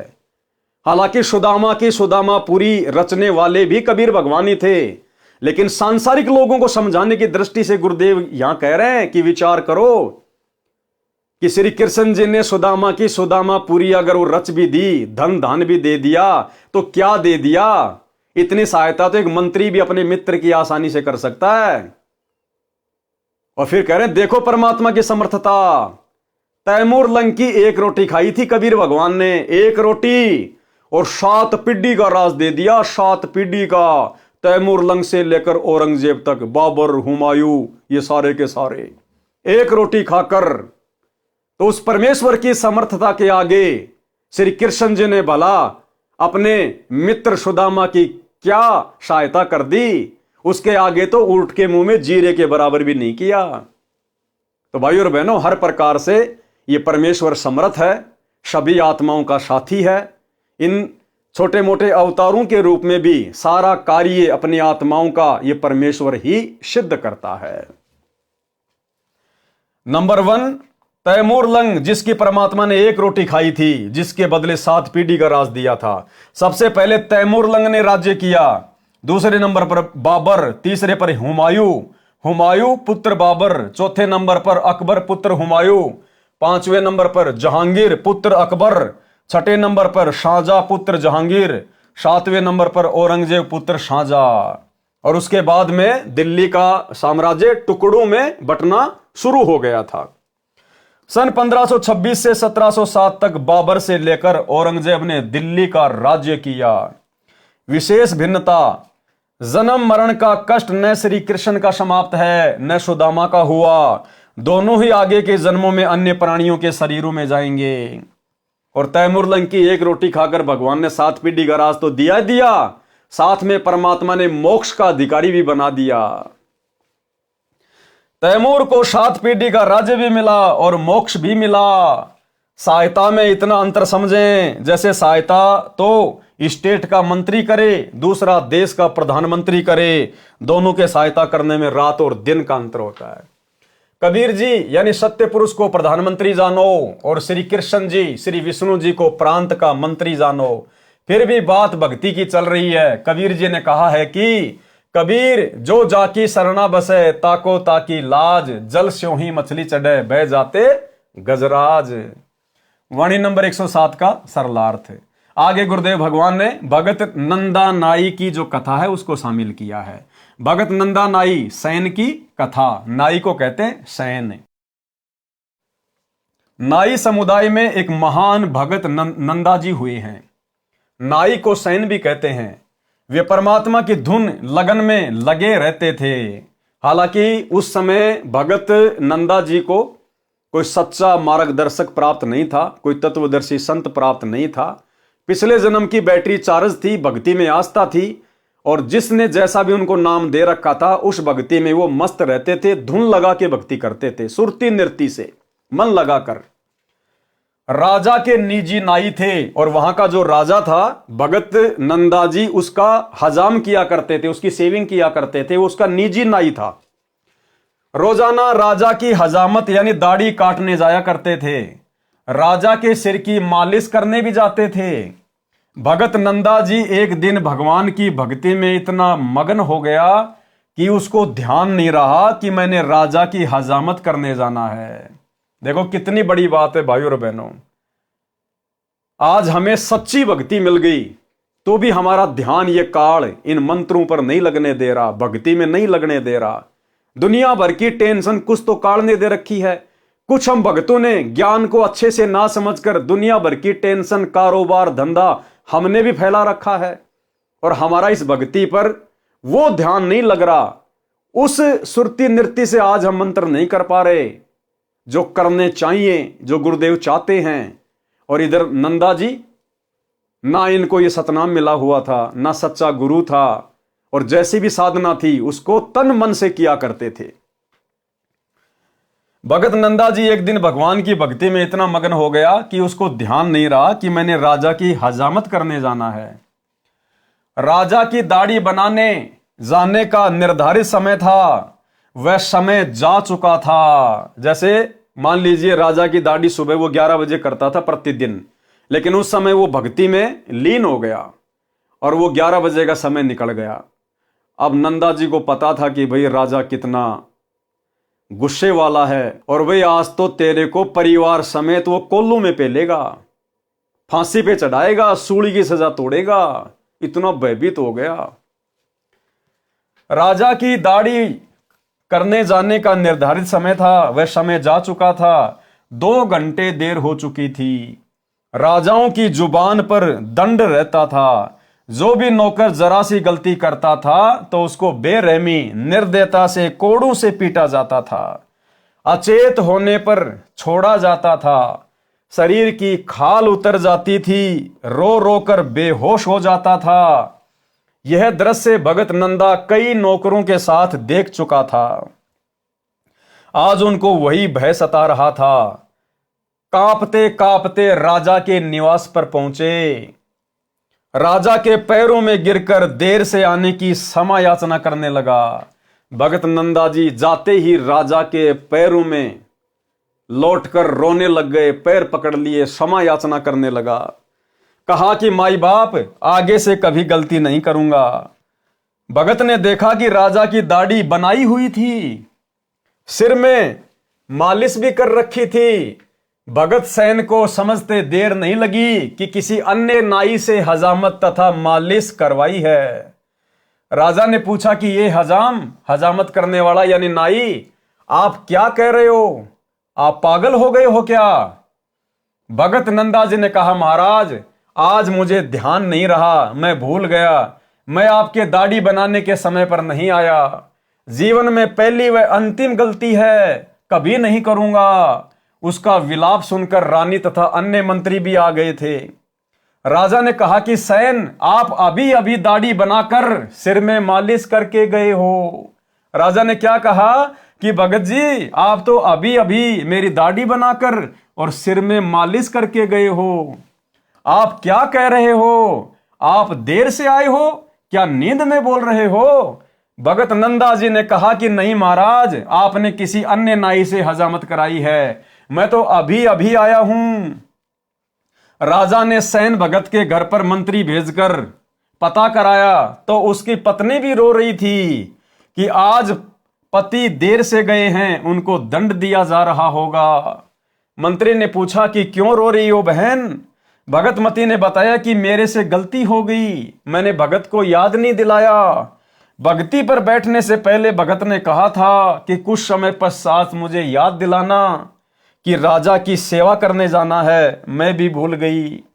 भगत भी भक्ति में व्यस्त थे। 2 घंटे बाद उठे तो याद आया उनकी नौकरी जाएगी तो हम क्या खाएंगे, बच्चे भूखे मर जाएंगे, पति को दंड मिलेगा। मंत्री जी तुरंत वापस आए और राजा से बताया कि वास्तव में नंदा तो देर से अभी आया है, इनके रूप में कोई और आया था। अब भाई और बहनों, ये परमेश्वर, ये दयालु परमात्मा, ये सतगुरु रामपाल जी भगवान, ये परमेश्वर करे करावे साइया मन में लहर उठा, दादू सिर दर जीव के आप बगल हो जा। जय हमरा भगत पछोड़ी होई तो हमरा नाम ना लेवे कोई।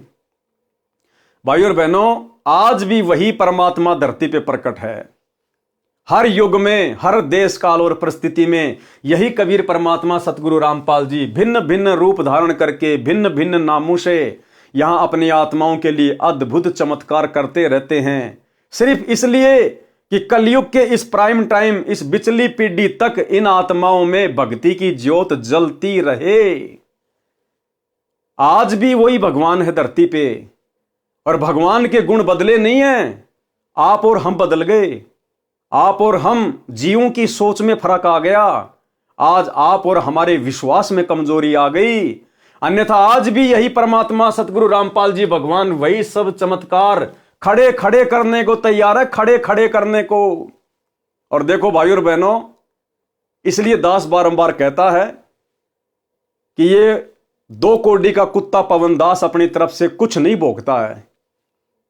जो भी दास को परमात्मा प्रेरणा करते हैं, दास केवल वही करता है, उतना ही करता है। मालिक अंतर्यामी है, हमारे से आगे आगे चलते हैं। मालिक को मालूम था कि आज मुक्ति बोध का जो है ये नंदा नाई की कहानी के ऊपर, कथा के ऊपर वीडियो बनने जा रहा है। और दास ने जैसे ये वीडियो बनाना शुरू किया, भाई और बहनों, उससे 2 घंटे पहले मेरे पास में एक सत्सेवक बहन का व्हाट्सएप के ऊपर मैसेज आता है। उस बहन ने अपनी ऑडियो भेजी और उस बहन ने दास से कहा कि भगत जी, मैं अरुणा दासी बोल रही हूं कर्नाटक से। कर्नाटक में कोई जयपुर नाम की कोई जगह है। उसने कहा कि भगत जी, यहां पर सात संगति रखवाई परमात्मा ने 1 दिन की और आसपास के और भी भगत भाई बहन आए थे। और हमारे भगत जी सिक्योरिटी का काम करते हैं, सिक्योरिटी गार्ड का काम करते हैं। तो 1 दिन की छुट्टी हमारे भगत जी ने ले ली। और दूसरे दिन जो भगत भाई बहन आए हुए थे, उन्होंने कहा कि भगत जी 2 दिन के साथ संगति रखेंगे, मालिक की महिमा करेंगे, इतनी दूर से आए हैं तो परमात्मा का गुणगान करेंगे, आप 1 दिन की छुट्टी और ले लो। अब उनके भगत जी ने देखा कि नौकरी पे नहीं जाऊंगा तो दिक्कत हो जाएगी, मैं तो उनको बोल के भी नहीं आया, सेठ लोग नाराज हो जाते हैं। लेकिन भगत जी ने दृढ़ता दिखाई और कहा, जब मेरे भगत भाई बहन इतना समय निकाल के परमेश्वर की महिमा के लिए साथ संगति में आए हैं, गुरुदेव को भोग लगाने, ज्ञान चर्चा करने, उनकी महिमा करने, शब्द गाने आए हैं, तो देखा जाएगा, नौकरी रहे ना रहे कोई बड़ी बात नहीं। इस भगवान के लिए, इसकी महिमा के लिए तो राजाओं ने राज्य त्याग दिए, सेठों ने संपत्ति को त्याग दिया, हम तो खाली 1 दिन की बात है। तो उन्होंने ना तो कंपनी में फोन किया, कुछ नहीं किया कि जो होगा सो देखा जाएगा, और कहा ठीक है भगत जी, मिलके परमात्मा का भजन करेंगे, परमात्मा को भोग लगाएंगे, मालिक की महिमा करेंगे। और 2 दिन की साथ संगति वहां पे हो गई।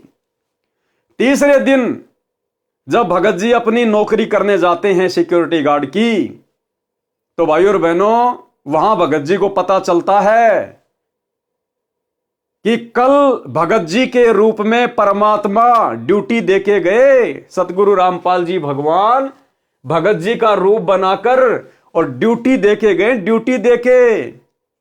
और वही नंदा नाई जैसी हालत।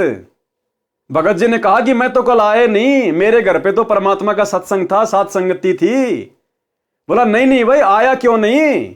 वो मालिक कह रहा है कि भाई तू कल आया क्यों नहीं? और देख ये तेरा ये तकिया रखा देख तेरी चेयर पे। तो भगत जी ने देखा कि तकिया तो था ही नहीं यहां पे, ये तकिया यहां कैसे आ गया? परमात्मा जी खुद नया तकिया छोड़ के गए अपनी तरफ से, सबूत प्रमाण। उस मालिक ने देखा था कि वो सिक्योरिटी गार्ड चेयर पर बैठा है, वो तकिया रखा हुआ है। तो उसने कहा कि आप ही तो थे कल यहां पर, और ये तकिया रहा आपका। उसके बाद भगत जी को फिर समझते देर नहीं लगी कि सारा खेल मेरे गुरुदेव भगवान का है, क्योंकि मैंने जरा सी दृढ़ता दिखाई अपने गुरु की महिमा के लिए, साध संगति के लिए, कि नौकरी कोई बड़ी बात नहीं। असंख्य जन्म हो गए नौकरी करते हुए, ये गुलामियां हमने करते हुए। सच्ची सरकार की गुलामी करेंगे, नौकरी रहे ना रहे कोई बड़ी बात नहीं। परमात्मा खुद भगत की जगह पूरी रात ड्यूटी देके गए परमेश्वर। आपको खुद उस बहन की ऑडियो सुनाता हूं भाई और बहनों। अब बताओ, 2 घंटे बाद में दास ने वीडियो बनाना था, और 2 घंटे पहले परमात्मा ने उस बहन के माध्यम से व्हाट्सएप पर दास के पास में ऑडियो भिजवा दी। अब बताओ भाई और बहनों, अब परमात्मा नहीं करवा रहा तो कौन करवा रहा है? मैंने थोड़ी फोन किया उस बहन को।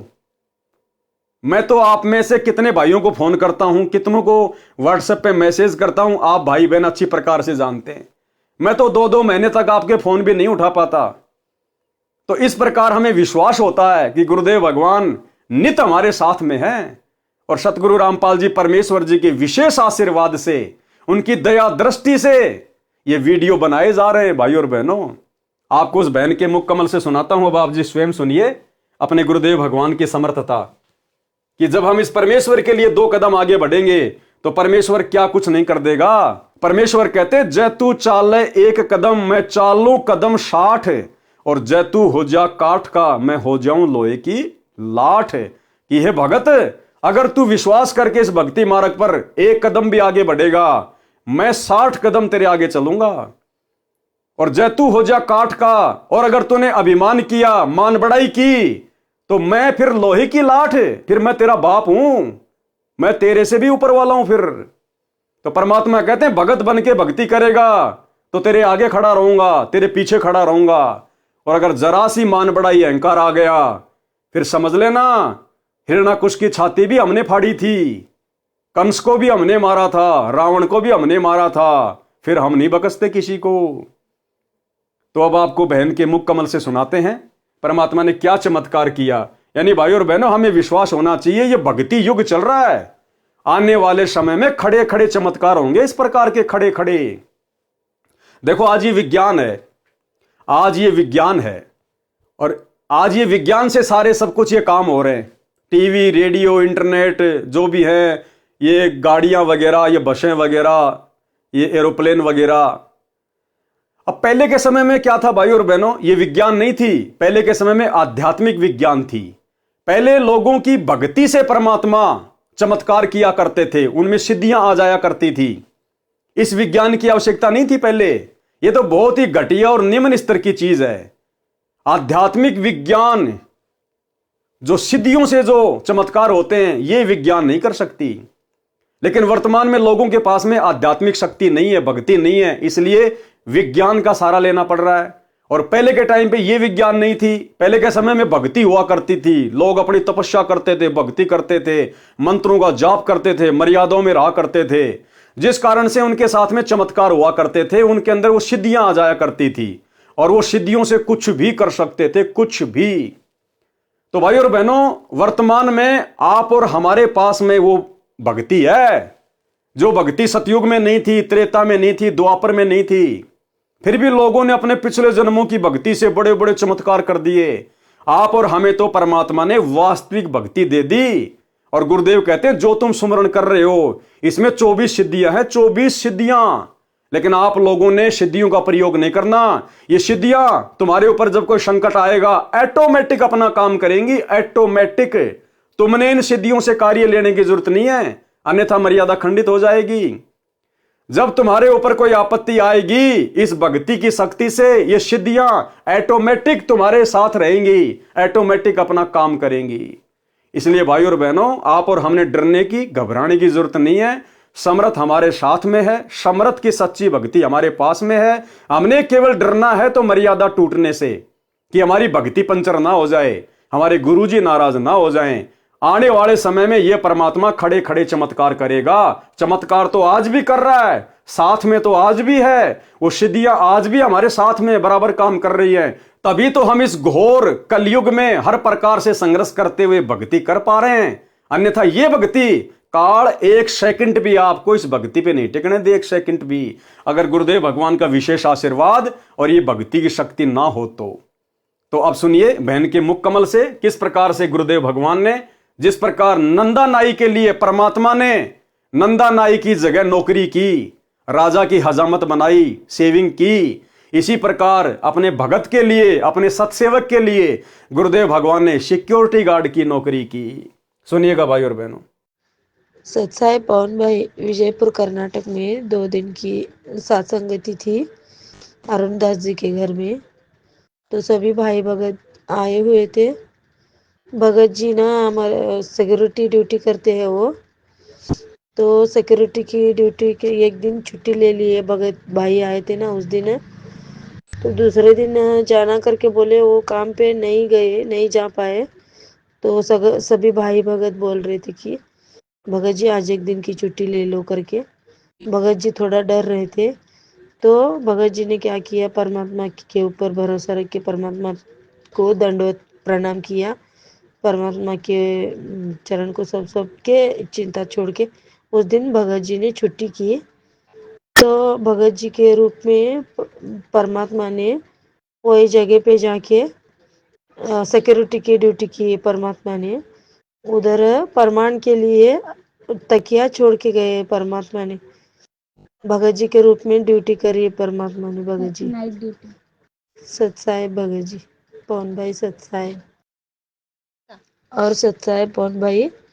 और दूसरे दिन भगत जी नाइट ड्यूटी पे गए तो मालक को बोले कि मालक मैं 2 दिन से छुट्टी पे था, तो आपको कुछ बुरा लगा क्या करके भगत जी बोले। तो मालक ने बोला कि आप कहाँ 2 दिन छुट्टी पे थे, एक ही दिन तो आए, एक दिन छुट्टी किया आपने, 2 दिन कहाँ पे छुट्टी किया नहीं करके ऐसे बोले मालक। तो भगत जी उनको पूछे ये तकिया किसका है मालक, दूसरे को लगाए थे क्या ड्यूटी पे करके बोले। तो वो मालक बोले कि नहीं किसी को नहीं लगाया, आप ही का है वो तकिया करके, आप आए थे ना, आप ही का है वो तकिया करके ऐसा बोले भगत जी मालक। सत्साहेब भगत जी, पवन भाई सत्साहेब। भगत जी ने जाके पूछा क्या आपने किसी और को ड्यूटी पे लगा लिया क्या, ये तकिया किसका है। तो उस मालिक ने कहा कि नहीं, अरे कल आप ही तो बैठे थे इस तकिए का सहारा लेके, कल आप ही तो बैठे हुए थे, ड्यूटी कर रहे थे। आपने तो खाली एक ही दिन की छुट्टी ली थी, 2 दिन की कहां ली, कल तो आप आए थे ड्यूटी पे। और ये तकिया आपका ही तो है। ये तकिया प्रमाण है भाई और बहनों, परमात्मा छोड़ के गए अपनी तरफ से। कौन कहता सत्सेवकों के साथ भगवान नहीं है, पल पल हैं, पल पल छाया की तरह। जो बच्चा गऊ की नजर में यूं साईं को संत, भगतों के पीछे फिरे भगत वत्सल भगवंत। अरे जब पीपा भगत जी और उसकी पत्नी सीता जी द्वारिका देखने के लिए समुद्र में छलांग मार गए, तो उस समय अगर कोई यह सोचता कि श्री कृष्ण जी थे तो श्री कृष्ण जी ने तो खाली एक अंगूठी दी थी उनको वापस आते समय कि लो मेरी अंगूठी लेके जाओ। थे वो खुद कबीर परमात्मा ही जिन्होंने श्री कृष्ण जी के रूप में समुद्र के नीचे द्वारिका रच दी अपने भगत के लिए, और वापस आते समय उन्होंने अपनी अंगुली से अंगूठी निकाल के दी जो आज भी वृंदावन में रखी हुई है। तो उस समय तो एक छोटी सी अंगूठी दी थी, आज तो भगवान 5 किलो का तकिया रख के चले गए। तकिया वही भगवान है आज भी, दूसरा नहीं है। भगवान नहीं बदला है। कौन कहता है भगवान आते नहीं, हम भिलनी के जैसे बुलाते नहीं, मीरा के जैसे बुलाते नहीं।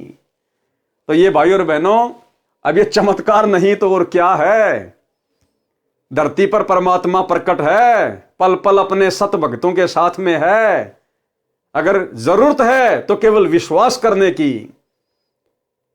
अब यदि भाई और बहनों भगत जी विश्वास नहीं करते और कहते कि नहीं नहीं भगत जी मेरे को ड्यूटी पे जाना जरूरी है, नहीं तो मालिक मुझे नौकरी से बाहर निकाल देगा।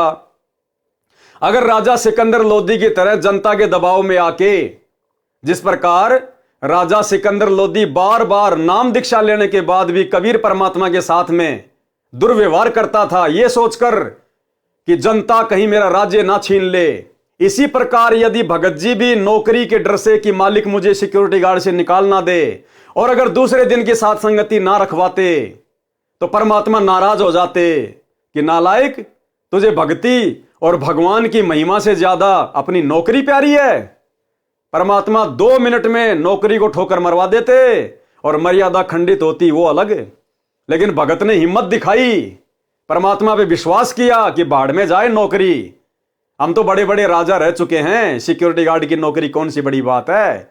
अरे हमारा पेट सिक्योरिटी गार्ड की नौकरी नहीं भरेगी, हमारा पेट वो भरेगा जो पूरी दुनिया की सिक्योरिटी करता है, जो तीनों लोकों में प्रवेश करके सबका भरण पोषण करता है, वो कबीर देव सतगुरु रामपाल जी।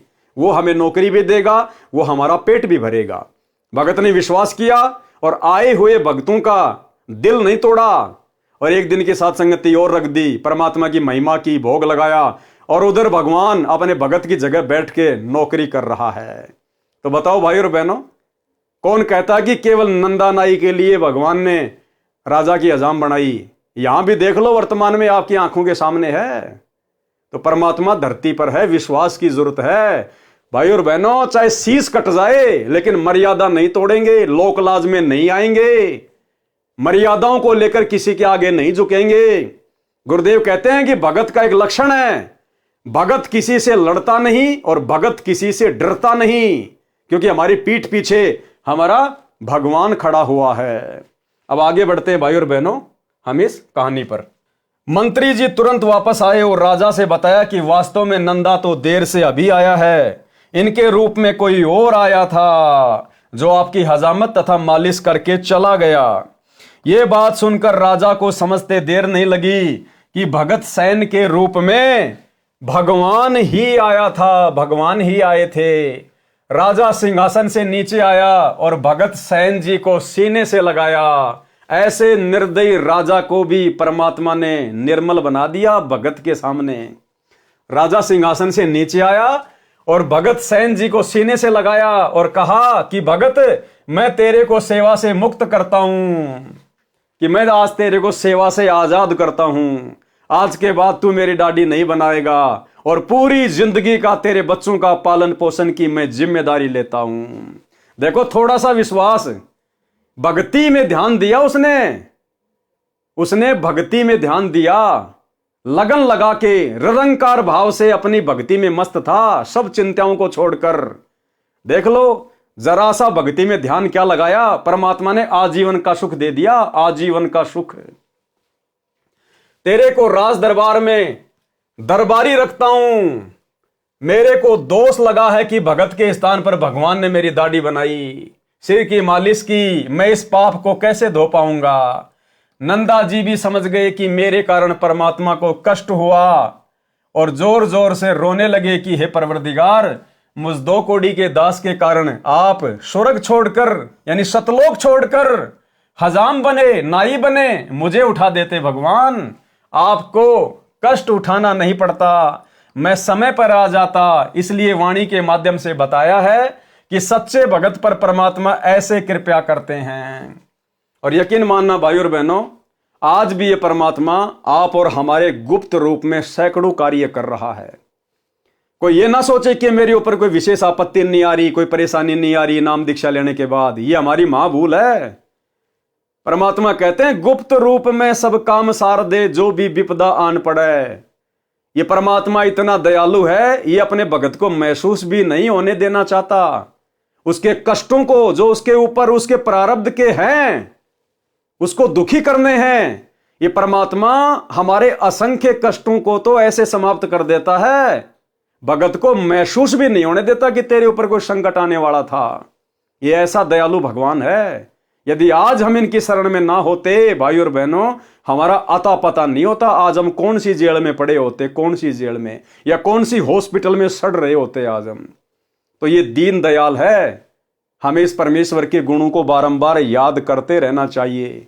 और शौपन में भी हमने मर्यादा तोड़ने की सोचनी भी नहीं है, तोड़ना तो बहुत दूर की बात है। वाणी नंबर 108 का सरलार्थ। इस वाणी में महाराष्ट्र के भगत नामदेव जी पर परमात्मा की कृपा का वर्णन है। संत नामदेव जी पर प्रभु कृपा। तो भाई और बहनों, आज के वीडियो में हम केवल इतना ही लेंगे गुरुदेव भगवान के आशीर्वाद से। आज हमारा मुक्ति बोध के ऊपर सतगुरुदेव भगवान की विशेष रजा से ये 10वां वीडियो है। और कल रात्रि 8 बजे सभी भाई बहन फिर से लाइव जुड़िए एक नए वीडियो के साथ में। तब तक गुरुदेव भगवान हम सबको आज्ञा दें, इजाज़त दें, आशीर्वाद दें। बंदी छोड़ सतगुरु रामपाल जी भगवान की जय हो।